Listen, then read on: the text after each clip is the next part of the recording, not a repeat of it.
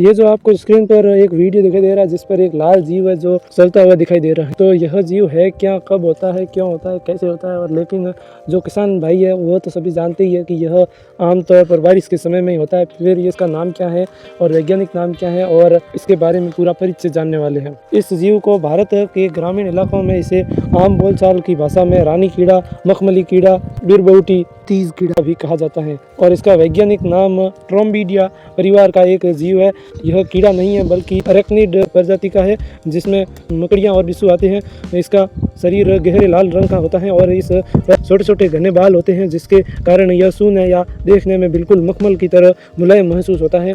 और यह जब हम बारिश होने के बाद में देखते हैं और कुछ समय बाद ये गायब हो जाता है तो ये कहाँ जाता है, तो इसके बारे में हम जानने वाले हैं। यह जीव साल के लगभग 11 महीने ज़मीन के अंदर मिट्टी की गहराइयों में या सूखी पत्तियों के नीचे छिपा रहता है। और जैसे ही मानसून की पहली बारिश होती है और मिट्टी गीली होती है, इन्हें नमी का संकेत मिलता है। यह मौसम के अनुकूल होता है, इसलिए ये भारी संख्या में ज़मीन से बाहर आ जाते हैं। ज़मीन के ऊपर आने का इनका मुख्य उद्देश्य प्रजनन होता है। बारिश के बाद ये साथी की तलाश में बाहर निकलते हैं। जैसे ही इनका प्रजनन का काल समाप्त होता है जो कि कुछ ही दिनों या हफ्तों का होता है, ये वापस ज़मीन के अंदर चले जाते हैं। मादाएं मिट्टी में अंडे देती हैं। इसके बाद वयस्क जीव और अंडों से निकलने के वाले बच्चे वापस ज़मीन के भीतर गहराई में चले जाते हैं और अगली बारिश तक वहीं सुप्त अवस्था में रहते हैं। यही कारण है कि ये अचानक गायब प्रतीत होते हैं। रानी कीड़ा या बिरबौटी इंसानों के लिए बिल्कुल भी खतरनाक या जहरीला नहीं होता। ये न तो इंसानों को काटते हैं और न ही कोई नुकसान पहुँचाते हैं। इन्हें बिना किसी डर के हाथ में लिया जा सकता है और इन्हें हमने कई बार हाथ में लेकर घंटों तक खेला भी है।